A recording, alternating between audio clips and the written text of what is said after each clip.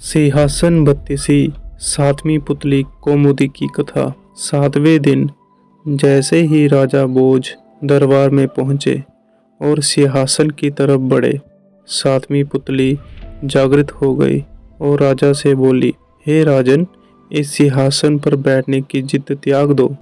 इस सिंहासन पर वही बैठ सकता है जो राजा विक्रमादित्य की तरह गुणवान हो। मैं तुम्हें परम प्रतापी वीर विक्रमादित्य की कथा सुनाती हूँ। एक दिन राजा विक्रमादित्य अपने शयन कक्ष में सो रहे थे।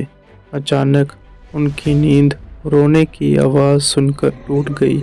उन्होंने ध्यान लगाकर सुना तो रोने की आवाज़ नदी की तरफ से आ रही थी और कोई स्त्री रोए जा रही थी। उन्होंने तुरंत राज परिधान पहना और कमर में तलवार लटकाकर आवाज़ की दिशा में चल पड़े। नदी के तट पर आकर उन्हें पता चला कि आवाज़ नदी के दूसरे किनारे पर बसे जंगल से आ रही है।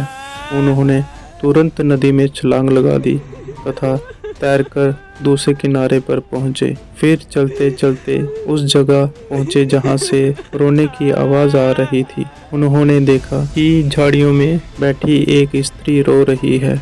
उन्होंने उस स्त्री से रोने का कारण पूछा तो स्त्री ने बताया वह एक चोर की पत्नी है और पकड़े जाने पर नगर कोतवाल ने उसे वृक्ष पर टंगवा दिया है। वह अपने पति को भूखा प्यासा लटकता नहीं देख सकती, क्योंकि न्याय में इस तरह की कोई चर्चा नहीं थी कि वह भूखा प्यासा रहे, इसलिए वह उसे भोजन तथा पानी देना चाहती है। विक्रम ने पूछा कि अब तक उसने ऐसा क्यों नहीं किया। इस पर औरत बोली, उसका पति इतनी ऊंचाई पर टंगा हुआ है कि वह बगैर किसी सहायता से उस तक नहीं पहुंच सकती। दरअसल वह औरत एक पिशाचनी है। वह लटकने वाला व्यक्ति उसका पति नहीं था। वह उसे राजा के कंधे पर चढ़कर खाना चाहती थी। जब विक्रम उस पेड़ के पास आए तो वह उस व्यक्ति को चट कर गई। तृप्त होकर विक्रम को उसने मनचाही चीज मांगने को कहा।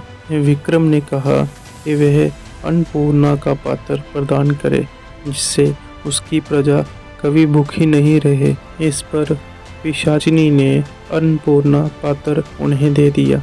अन्नपूर्णा लेकर विक्रम अपने महल की तरफ रवाना हुए। तब तक सुबह हो चुकी थी। रास्ते में एक ब्राह्मण मिला। उसने राजा से भिक्षा में भोजन मांगा।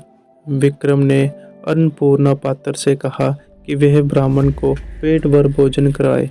जब ब्राह्मण ने पेट भर खाना खा लिया तो राजा ने उसे दक्षिणा देना चाहा। ब्राह्मण ने कहा, अगर आप दक्षिणा देना ही चाहते हैं तो मुझे दक्षिणा स्वरूप यह पात्र दे दें, ताकि मुझे किसी के सामने भोजन के लिए हाथ नहीं फैलाना पड़े।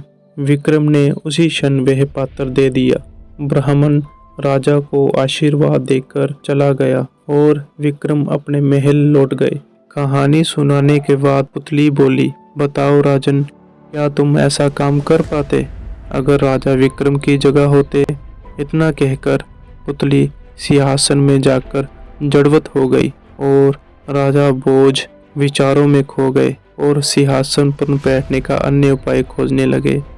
यहीं पर सिंहासन बत्तीसी का 7वां भाग खत्म होता है। अगली कहानी सुनने के लिए हमारे चैनल को लाइक करें, शेयर करें और सब्सक्राइब करें। कहानी सुनने के लिए आपका बहुत बहुत धन्यवाद।